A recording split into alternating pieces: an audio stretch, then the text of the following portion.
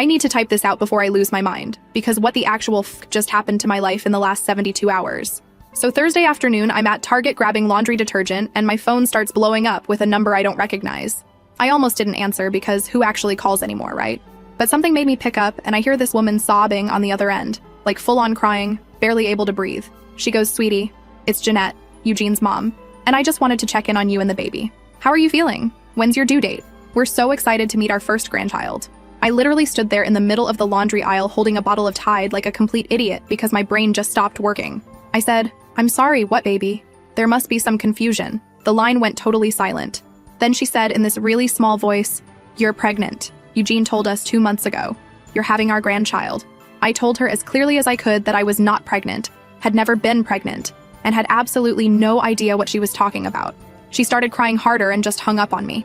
I stood there staring at my phone thinking this had to be some kind of joke or mistake, except Eugene and I had been together for almost 2 years, and I'd met his parents exactly 3 times because they live 4 hours away, and honestly, they're pretty intense with the whole religious conservative thing. I tried calling Eugene immediately. He didn't answer.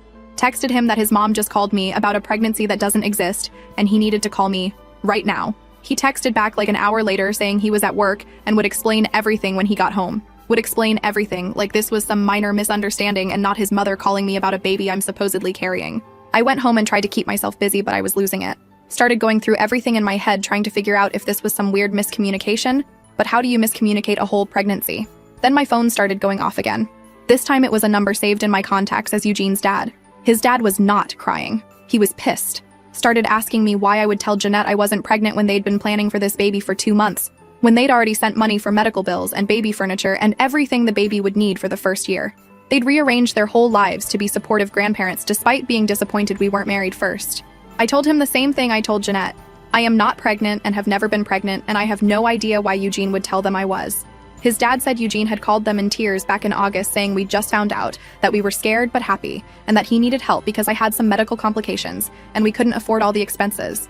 They'd immediately transferred $20,000 to help us. $20,000 for a baby that did not exist. I actually felt like I was going to pass out. His dad kept talking, saying how hurt they were that I was denying everything now, asking if something was wrong with the baby, if I'd lost it and was too traumatized to admit it. I kept repeating that there was never any pregnancy, and finally just said I needed to talk to Eugene and hung up. Eugene finally came home around 8, and I was sitting on the couch waiting for him. I asked him very calmly what the hell his parents were talking about. He immediately said it was complicated and I wouldn't understand. I told him to make me understand why his mother thinks I'm pregnant when I'm very clearly not. That's when he admitted he'd told them I was pregnant back in August. Said he needed money for some investments that would pay off huge, and his parents would never give him money for that, but they'd give it for a grandchild. He said it was supposed to be temporary. He was going to tell them I had a miscarriage in a few months and they'd never know. He figured by then he'd have made enough money to pay them back anyway.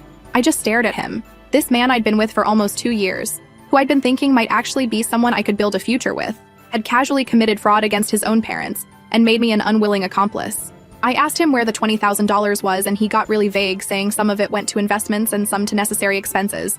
I told him he needed to tell his parents the truth immediately. He refused, said it would destroy his relationship with them and they'd demand all the money back right away and he didn't have it anymore. I asked what he spent $20,000 on in 2 months if not actual investments, and he wouldn't give me a straight answer.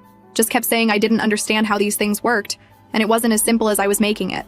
We fought for 2 hours. I told him this was insane, that he'd lied to his parents about their first grandchild, taken their money under false pretenses, and now his mom had called me crying about a baby that doesn't exist. He kept trying to convince me to just go along with it for a little while longer, said we could tell them I miscarried next month and it would all blow over. I told him absolutely not. I said I was not going to participate in defrauding his family and making them think I lost a baby. That's sick. He got really angry then, and said I was being dramatic and unsupportive, that couples help each other out in tough situations.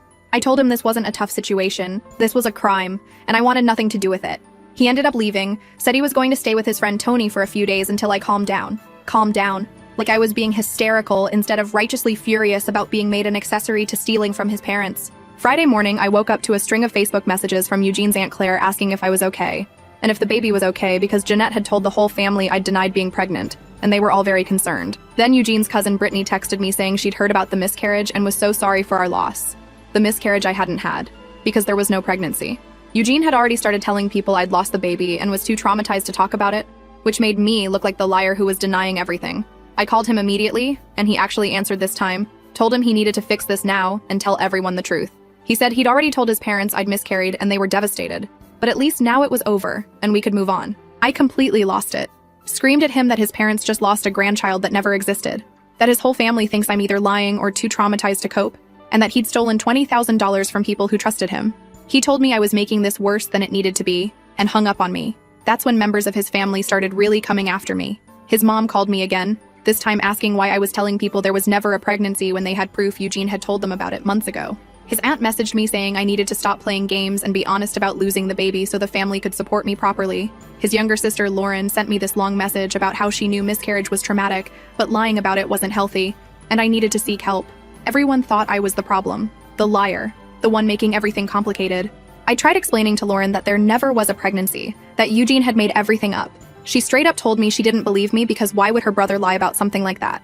Said it was clear I was going through something and needed professional help to deal with my grief. By Friday evening, I was getting messages from multiple family members, all of them either offering sympathy for my loss or asking me to stop denying what happened. A few of them were getting nasty about it, saying I was causing his parents unnecessary pain by refusing to admit the truth. The truth being that I'd supposedly lost a baby that never existed in the first place. I didn't know what to do. Eugene was still refusing to tell anyone the real story. His family was convinced I was either a liar or mentally unstable. And I had no proof that I'd never been pregnant because how do you prove a negative? I couldn't exactly send them my medical records without violating my own privacy. Saturday, I drove to the pharmacy and bought 3 different pregnancy tests just to have documentation that I wasn't pregnant now, even though that didn't prove I hadn't been pregnant before. Took all 3 tests, all negative obviously, took pictures of them with timestamps. It felt ridiculous, but I needed something. Then Eugene's dad called me again. This time he was even angrier, said they wanted their money back immediately, and if I didn't stop lying about the pregnancy, they were going to take legal action. I tried one more time to explain that Eugene had lied to them, that I'd only found out about any of this 3 days ago when Jeanette called me. He said Eugene had already shown them text messages between us discussing the pregnancy and my medical appointments. Text messages that did not exist, that Eugene had somehow faked. I realized right then how deep this went. He hadn't just told a lie and taken money. He'd created fake evidence to back it up, made it look like I was in on everything from the start. And now his entire family believed I was the villain in the situation. That's where I am right now. Eugene's family thinks I'm lying about a miscarriage I never had because there was never a pregnancy to begin with. I have no idea what Eugene actually spent that money on, or if there ever were any investments. And I'm sitting here with 3 negative pregnancy tests wondering how the hell I'm supposed to prove I didn't lose a baby that never existed. First update.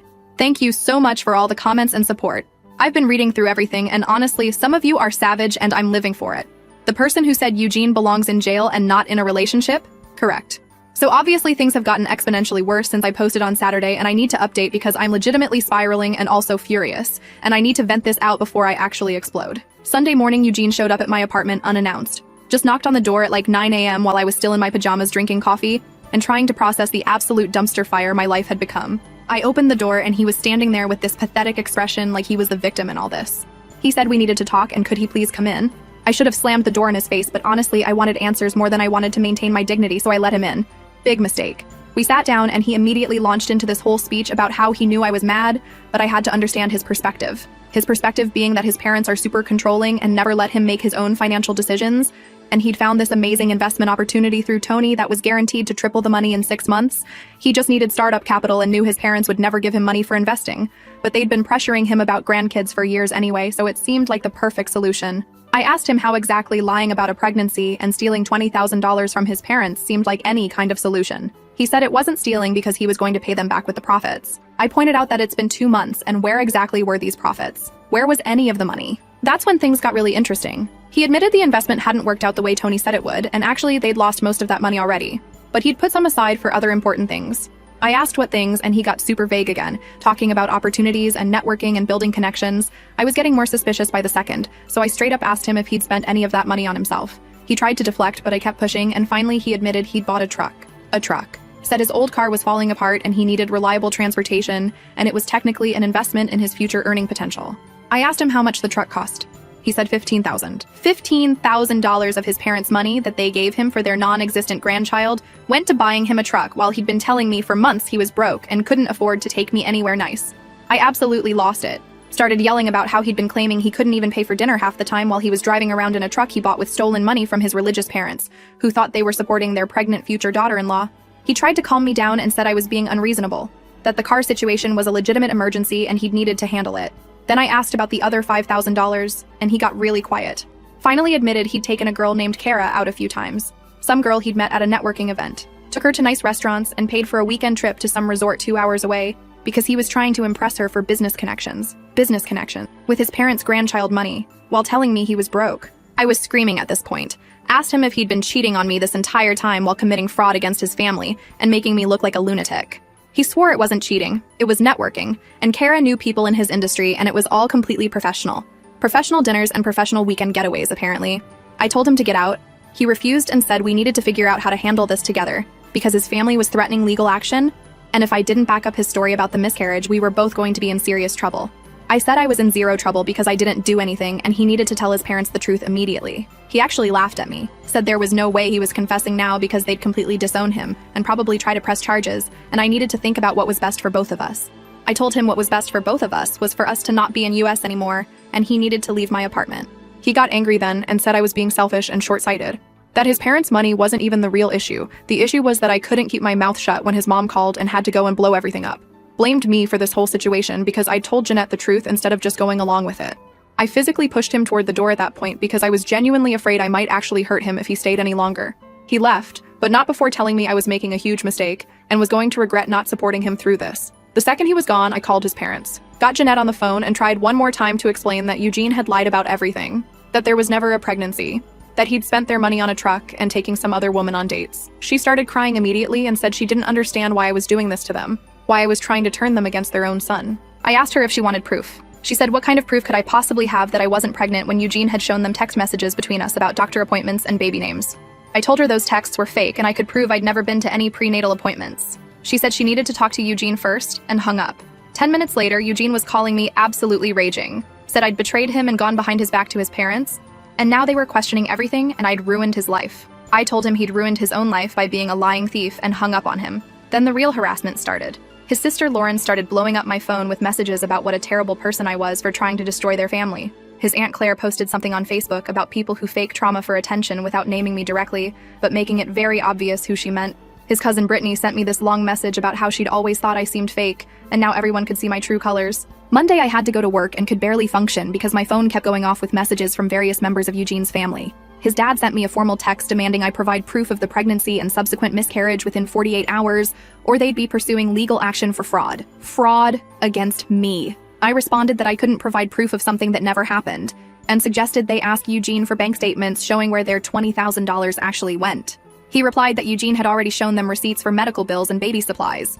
More fake documents, apparently. That's when I realized I needed to actually do something concrete instead of just defending myself. During my lunch break, I went to my gynecologist's office and requested my complete medical records from the past year. The receptionist asked if everything was okay, and I just said I needed documentation for a personal matter. She was nice about it and said they'd have everything ready by Wednesday. I also went to the bank and got statements from my own account showing that I'd never received or deposited any large sums of money, never made any purchases related to baby items or medical expenses. Felt ridiculous gathering evidence to prove I hadn't been pregnant, but at this point, I needed something to fight back with. Tuesday morning, Eugene showed up at my apartment again. This time, I didn't let him in, just talked to him through the door. He was begging now, saying his parents had cut off contact with him and were demanding he return the money immediately, and he didn't have it. Said they'd kicked him out and he'd been staying with Tony, but Tony was getting sick of him and he had nowhere to go. I told him that wasn't my problem and he'd made his choices.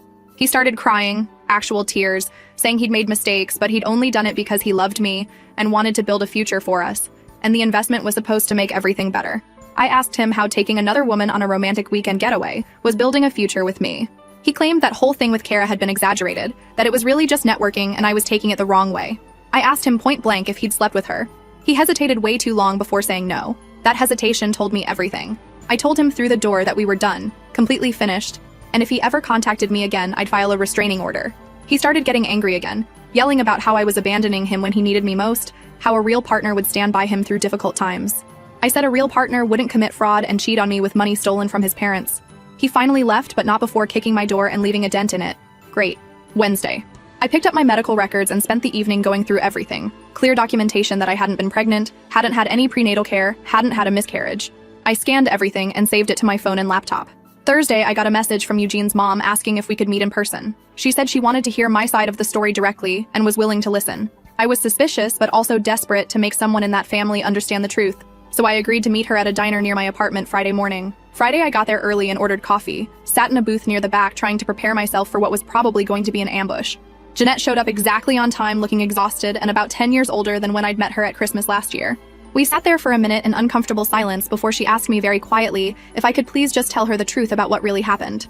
I laid it all out for her. Showed her my medical records proving no pregnancy. Showed her my bank statements proving I'd never received or spent any money on baby-related items.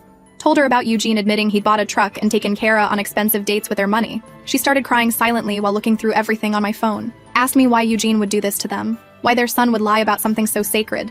I didn't have an answer that would make her feel better, so I just said I didn't know. But I'd only found out about any of this when she called me the previous Thursday. Then she told me something that made my blood boil. Eugene had been sending her and his dad regular updates about my pregnancy for the entire 2 months. Talking about ultrasound appointments that never happened, telling them about morning sickness I never had, sharing fake photos he'd apparently downloaded from the internet of ultrasounds and positive pregnancy tests. He'd built this entire elaborate fantasy and trapped both me and them in it. She asked if she could take screenshots of my medical records to show her husband. I said yes and watched her hands shake while she did it. She apologized to me multiple times, said she should have trusted me from the beginning, but Eugene had been so convincing. I told her I understood and that I was sorry she was going through this. We sat there for almost an hour while she asked me questions about the timeline and what Eugene had said to me. I told her everything, including the part about Kara. She looked absolutely destroyed. Finally, she said she needed to go talk to her husband and they'd be dealing with Eugene directly. I drove home feeling slightly relieved that at least one person in that family finally believed me. But that relief lasted about 2 hours because then Eugene started calling me non-stop from different numbers since I'd blocked his main one. Leaving voicemails screaming about how I'd betrayed him and turned his parents against him, and now they were cutting him off completely, and it was all my fault. All my fault. For telling the truth about his lies. Saturday afternoon, his dad called me from Jeanette's phone. Very formal and cold, said they owed me an apology for doubting me and they'd be pursuing their legal options regarding Eugene. Asked me if I'd be willing to provide a statement to their attorney about what Eugene had told me regarding the money. I said I would. Then he asked if I knew where Eugene was currently staying because they'd been trying to reach him, and he wasn't responding. I said last I'd heard he was staying with Tony, but I didn't have Tony's contact information, and honestly wanted nothing more to do with any of this. He thanked me stiffly and hung up. I felt weird about the whole thing, but mostly just relieved that his parents finally knew the truth. That relief lasted until Sunday evening when Eugene showed up at my apartment building at like 10 p.m., absolutely losing it. I saw him from my window standing in the parking lot yelling up at my building about how I'd ruined his life and his family hated him and he had nowhere to go. My neighbor Anne from 2 doors down actually came out and told him to leave or she'd call the cops. He started screaming that this was between him and his girlfriend and everyone needed to mind their own business. Anne told him she was calling the police anyway and pulled out her phone. He finally got in his truck and peeled out of the parking lot. I'm sitting here now on Sunday night absolutely terrified he's going to come back and not sure what to do next. His family knows the truth finally, but he's completely unhinged and blaming me for everything. I've got my medical records and bank statements as proof, but I don't know if that's even enough at this point. I still don't know if he actually slept with Kara, or if there are other things he spent that money on that he hasn't admitted to. Last update. Okay, so to everyone who told me to get a restraining order immediately, you were right, and I should have listened sooner. But here's what happened over the last week. Monday morning, I woke up to someone knocking on my door at like 7 a.m. I looked through the peephole and it was Tony, Eugene's friend, who I'd met maybe twice before. I opened the door with the chain still on and asked what he wanted. He looked uncomfortable as hell and said Eugene had been staying with him since his parents kicked him out, but Tony's lease doesn't allow long-term guests and his landlord was getting suspicious. He wanted to know if Eugene could stay with me for a few weeks until he figured things out. I actually laughed in his face. Told Tony that Eugene was a lying thief who'd committed fraud against his own parents and cheated on me with money he stole. And if he thought I'd let that pathetic waste of space into my apartment, he was as stupid as Eugene. Tony said Eugene had told him a completely different story about me freaking out over a misunderstanding. I asked Tony if Eugene had mentioned the $20,000 he stole from his parents by lying about me being pregnant, or did he conveniently leave that part out? Tony's face changed immediately, started asking me questions about what actually happened, and I gave him the whole story. Then Tony said something that made me want to scream. He asked if I knew Eugene had borrowed $5,000 from him back in September for an investment opportunity they were supposedly doing together. Except Eugene had told Tony that I'd contributed $10,000, and Tony's $5,000 would complete it. There was no investment. Eugene had just stolen from Tony too. Tony looked like he was going to be sick. I told him Eugene had spent the money on a truck and taking some girl named Kara on expensive dates and hotel stays. Tony actually punched my doorframe and asked if I'd talk to Eugene's parents because he wanted his money back too. I said I'd already given them everything, but Tony could do whatever he needed to do. About 2 hours later, Eugene called me from yet another number I didn't recognize. Started yelling about how I'd turned Tony against him too. And now he literally had nowhere to stay and no money, and it was all my fault. I cut him off and told him the only thing that was my fault was wasting 2 years on a pathetic con artist who was too stupid to even pull off his own scam without getting caught. He tried to say I was being cruel, and didn't I care that he was essentially homeless? I said no. I genuinely did not care if he was sleeping under a bridge because that's exactly what liars and cheaters deserve. Asked him how Kara was doing, and if she knew he was broke now or if he was trying to scam her too. He insisted again that Kara wasn't cheating, it was networking. I asked him how many times he'd networked himself into her bed. Silence. Then he admitted it had happened a few times, but it didn't mean anything. I told him he was such a worthless piece of garbage that he couldn't even cheat on me with his own money. He had to steal from his parents to do it. Then I hung up. He kept calling back from different numbers, and I kept answering just to tell him what a complete failure he was before hanging up again. Called him a broke loser living off stolen money. Told him his parents were ashamed of him and he'd die alone because nobody could trust him. Every time he called, I had something new to say about how pathetic he was. Tuesday, I had to give my official statement to the attorney Eugene's parents had hired.